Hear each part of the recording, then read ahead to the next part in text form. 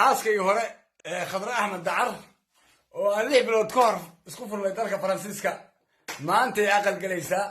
السلام عليكم ورحمة الله وبركاته وإذن سلام والله وقالي أهمير والبودنو ذي كجوكتان كسو دواد الجنال كيغا هالكادي على سعطان وفيهم الجنال فيديو ير أو أصاد دوباي ويلو مقعاو يعقوب أيا آد إيسو جيتاي رقا الصوماليات اسكمد معها قارفي عناجران إي قارحن سيدا شان تفرود إلهي أكل ديري أيا رقانا أكل ديريهين ماركا فيديو غان عدي ستان كدي وحايدين شيق دونا وحير قصة oo hadda ka hor dhacday marka waxa isbarbar dhigtaan qisada iyo fiidiyowgan wiilka Yacquub oo ka hadlayo farqiga u dhaxeeyo qof kasta ayaana dareemi kara walaasha Khadro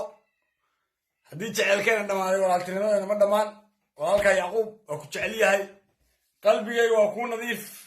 ninka guursatayna ilaahay kaaga dhigo mid aniga gogosha ka soo bilow ilaa meel kasta iga fiican waa jecelahay adiga iyo saaxiibkaaga guuleyso ma ex Khadra waqtigan hadda la joogo aad bay u yar tahay nin xaaskiisii ay kala tageen oo maanta oo kala guurkeeda uu ku beegan yahay ku faraxsan una sheegayo in uu wili qalbigiisa uu saafi yahay aad ayay u yar tahay inkasta oo badanaa dadka social media aysan wax soo gelinin sidoo kale wuxuu leeyahay ka soo bilaabo gogasha ilaa wax walba mid iiga fiicnaado ilaahay ha kaaga dhigo labada qof hadii ay kala tagaan walaaltinimadii ma dhamaanin oo wili halkeedii ayay taagan tahay marka Yacquub ma sha Allah waa qof aad u qalbi wanaagsan una hambaliyeeyay xaaskii ay kala tageen oo maanta guursanayso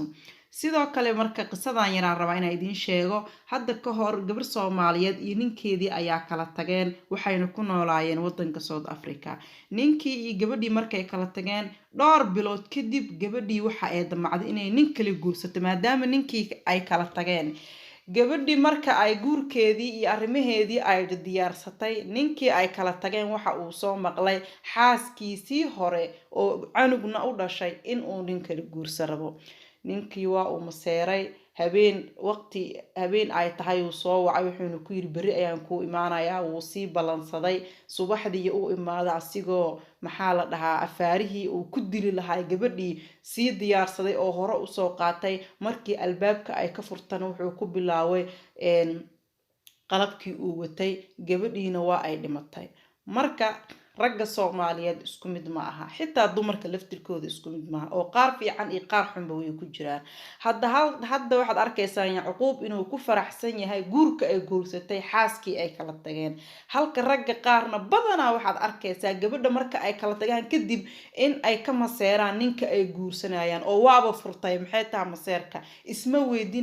isma weydiiyaan badanaa oo waxa u macaanaanaysa gabadhii shalay ay kala tageen oo duruufo ama ku kala tagaan ama dagaal ha ku kala tagaan ama wax walba ha soo kala dhax galaan wax ay ku kala tageen uu shalay uu furay naagtii ayaa maanta markii ay nin kale guursato macaan bay u soo noqonaysaa markaas laga yaabaa inuu intuu maseero damco inuu qoftii soo dilo sida gabadha hadda ay idin sheegay ee South Africa deganeed ninkeedii uu dilay marka adduunku waa isku dhinac socdaa qof fiican iyo qof xun qof qalbi wanaagsan iyo qof qalbi wanaagsan kulli waa la isku wada dhex jiraa marka sheekadana runaantii wiilkan fiidiyowgiisa xalay aan arkay aad ii soo jiidatay wayna fiican tahay runtii walaaltinimada shalay maadaama la walaalo la ahay markii la kala tagana in walaaltinimadii halkeedii laga sii wado oo aan leesnicinin markii la guursadana hadda in la isku hambaliyeeyo waa wax aad u wanaagsan marka waa mahadsantihiin walaalahayga sidaas iyo nabadgelyo fiidiyowga xigo inta ku kulmayna waxaa idinkaga tagayaa sidaas iyo nabadgelyo assalaamu calaykum waraxmatullaahi wabarakaatuh